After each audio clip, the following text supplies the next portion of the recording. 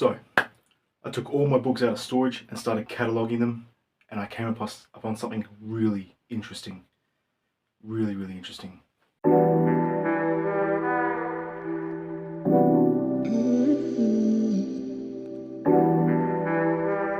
Hi, this is Russell, welcome to Reading Fabricator, and today I'm going to talk to you about hardcover books that I have bought in the past that I've finally looked into when these particular versions I have were released. And it turns out I've come across 2 books that might be of interest to you. They certainly surprised me when I bought them, and another 8 that are curious but don't really mean much in the grand scheme of things. So before I get into this whole tale here, I'm just going to say that if you're just interested in the 2 books I'm going to reveal to you, just check the timestamp that I'll pin in the comments and they'll take you directly to that. Now, I was watching a video and discussing books with a friend of mine about a week ago, and we were discussing secondhand bookshops, in particular ones that are in Western Australia where I live. And there's quite a fascinating array of bookstores around here. You've also got the the modern, brand new ones, but it's going to the point now where modern bookstores are just so damn expensive. I just find it much more fun and convenient to just go to these offshoot ones, these ones that are in the back alleys that sell books that you just don't see in the more commercialized sectors. Especially for the authors I like, and 2 of whom that I'm going to bring up to you today. So I pulled my books out of storage. I'll be honest with you, I only have like about 100 books on my person. I used to have between 600 and 700, but then we had a house flood a couple of years back, and that alone wiped out about 200 of them. I just had to get rid of them. There was just no point keeping them. And then the other ones I either just gave away or sold, and I catalogued those ones and came to the conclusion that even though it is preferable to read paperback, there's just no room in the house to store them, and they are all books that I can get electronically or can purchase again in paperback or hardcover whenever I feel like I need to. The ones that I kept are the ones that are almost irreplaceable, that you just won't be able to find anywhere else, or are going to be very hard to track down, and other ones that are just of personal preference and are of favourites to me. So, of the 10 books I found, I'm going to disclose the first 8 to you as an honorable mention, and then get to the actual 2 that I really want to talk about. So the first one is Mason and Dixon, Thomas Pynchon. Got a beautiful hardcover here. This was published, the book itself was published in 1997. Now, this here is a really fascinating one. I picked this up at a Elizabeth bookstore, which is a secondhand bookstore. There's a few of them in Perth and Fremantle. This one here has an inscription here, the American Lutheran Church Pre-Christian Bazaar, November 2004, which is inscripted right there. So this book came all the way from America. Now, when I first picked this up, I initially thought that, oh wow, this must be a first edition. It's not. It turns out it's not. I looked into it, and for you people out there who are wondering, you check many things, and most importantly, the copyright cover page there, along with the dust jacket, how much initially sold for, and various other things. So it turns out that this version is not a first edition, unfortunately. But it's still great to have it, and I really do love this design and just the idea of having a hardcover. I mean the thick books like Pynchon are really hard to read because they're so goddamn big, but it's great to have this on. So unfortunately, as interesting as the history this book probably has, given that it came away from America, it's of no real value except as a personal preference to people who love the author, such as myself. So that's the first one. The second one is a hardcover Rabbit Run, John Updike. Again, I thought this might have something, but really it's just a reissue for like a book club edition type thing. Alfred Aikenoff. This is a book that surprised me. I actually really enjoyed it, but will I read the rest of the series? Probably not. I might reread this one though, because there's a 50-page section there where he's traveling out there, where he just leaves home and just travels, and it's just description of all his surroundings, and it's just beautiful. Yeah, so this book was published in 1960 and unfortunately is not of any value really, except again as a collector's thing. Beautiful hardcover, Rabbit Run. The next one is a recent book, which is Jonathan Franzen. It's a paperback, Crossroads. I have not read it. The only book of his I've read is The Corrections. The only thing that makes this of any significance is it is a signed edition by Jonathan Franzen, but that's all of note. That's all there is of note, and I can't really talk about this book because I haven't read it, but that's Crossroads, another big one. Okay, we're getting to this one here, Cosmopolis, Don DeLillo. Now, this was originally published in 2003 in hardcover, and if I look at the copyright page here, first published 2003 by Scribner, this edition published 2003 by Picador, so the original hardcover was published months before this one here. So this was published in the same year as the first edition hardcovers, but it's not a first edition, it's a reissue in paperback. But it's still, I mean, this is a book here that I reread twice since I first read it and has grown in estimation for me, as have all his books post Underworld, post the year 2000. A lot of people have had controversial opinions about his minimalistic style, more vague thematics, and how he's become a lot more cold to the touch. But you can make the argument he was like that in the 70s and early 80s before White Noise. So in a way, sort of going back to what started him off. So that's Cosmopolis there. This one here is a pretty old looking book. It's a paperback, John Barth, Chimera. Not read it. Again, I picked this up at an Elizabeth's bookshop there. I thought this was an old book, but really it's just been worn and battered and hasn't been taken care of. But I picked this up very, very cheaply. First published in Great Britain, 1974, copyright John Barth, 1972. That's all there is to say about that. I have no idea what this book is about. I look forward to reading it one day. And then the final two are more of an interesting note. So I've got here the Recognitions and J.R. by William Gaddis. Now I picked these, I pre-ordered these when they were being reprinted, reissued, because the reason I bring this up is I'm fairly certain, and correct me if I'm wrong, but I'm fairly certain that these two books in particular from William Gaddis were out of print for a very long time, and it wasn't until the MYRB Literature Classics reissued the whole thing and republished them, and I'm really glad. I have not read JR, I read the Recognitions, I remember nothing about it, so I need to reread it. I'm really glad that the New York Review Books went ahead and reissued these in. So there's that one there. Correct me if I'm wrong, but I'm fairly certain that these were out of print for a long time and have only recently come back into light. I wish I had first editions of these two in hardcover. That would be worth so much goddamn money. But so those are an interesting two as well. Alrighty, and now for the final two, the two that I want to talk about today. Here we go. Vineland, Thomas Pynchon. I've had this for 5 years. I picked this up in a secondhand bookstore, not Elizabeth. It was another one somewhere, I think in Fremantle there.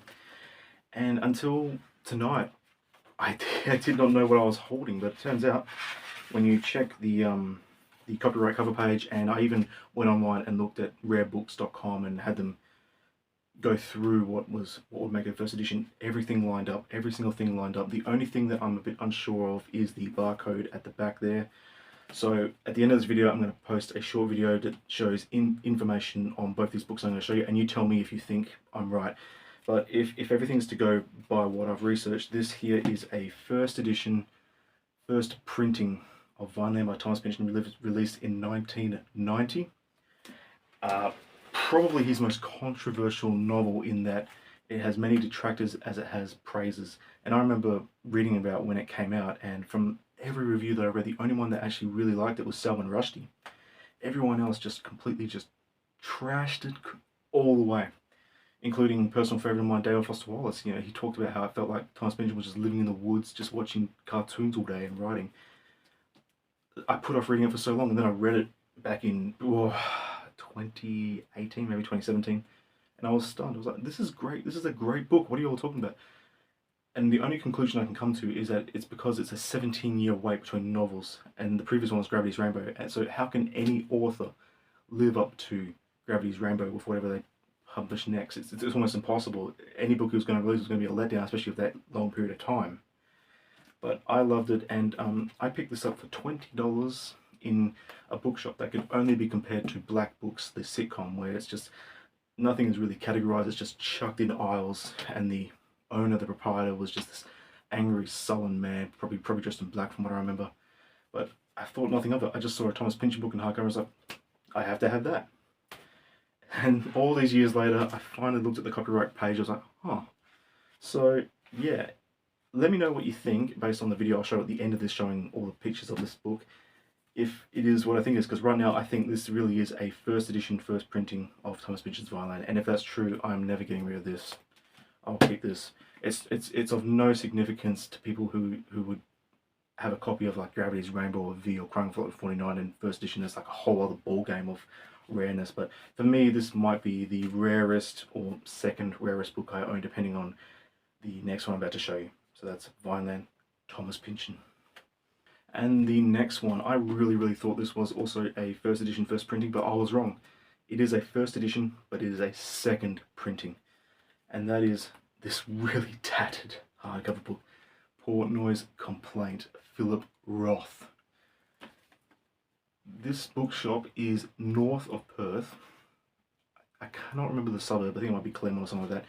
But this bookshop is the best bookshop in the city, and I do not remember the name of it. And it is just an absolute dumpster of stuff. It is a nightmare trying to navigate it. You're just looking around going, okay, well, so I just look at every single book from there on, and I was in there for about 3 hours just trying to find something, because, you know, I have my list of authors the same way you would, but there was no categorization. There was nothing. You just had to hope for the best that you'd find it. And in between all this chaos, I came upon this. And every other bookstore in Perth, mostly the commercialised ones, the brand new ones, I guess an example for you in Australia would be QBD Books. When it comes to Philip Roth, they usually only have the one or the two they promote the most. I think one of them is American Pastoral. I'm not quite sure, I've never read it. And to be honest with you, I have not read a single Philip Roth book in my life.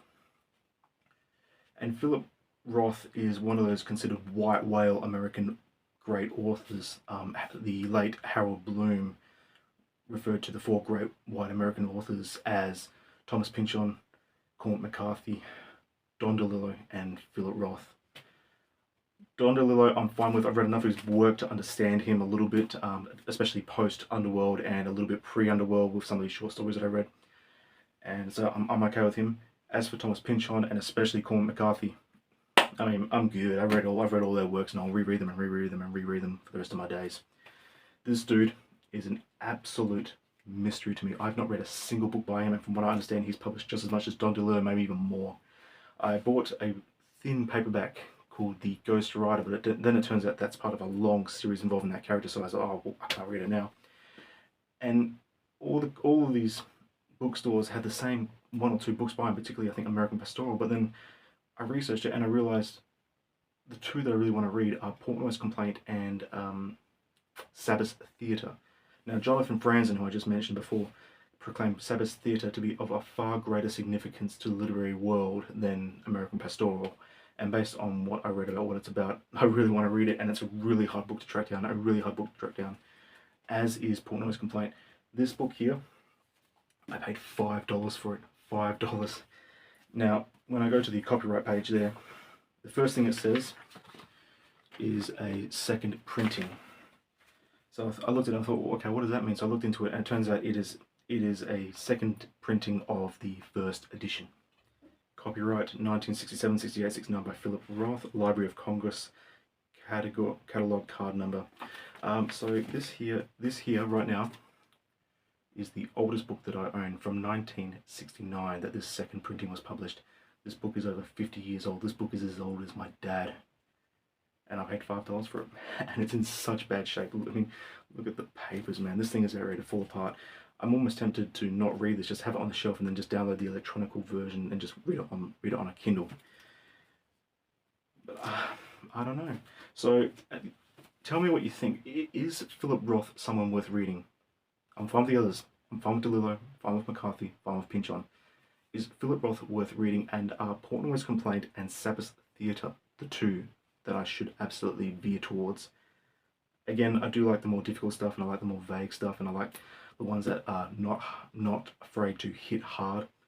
So is Roth in that same category as the others, or am I wasting my time? Let me know what you think. Now I'll show you the clips of the 2 books and their printings, and tell me what you think. Is Vineland a first edition first printing, and is Philip Roth's Portnoy's Complaint a first edition second printing? Am I right or am I wrong? I like to think I'm right, because right now those are the 2 only interesting collectible books that I own. Thank you so much for watching, and yeah, have a good one. See ya.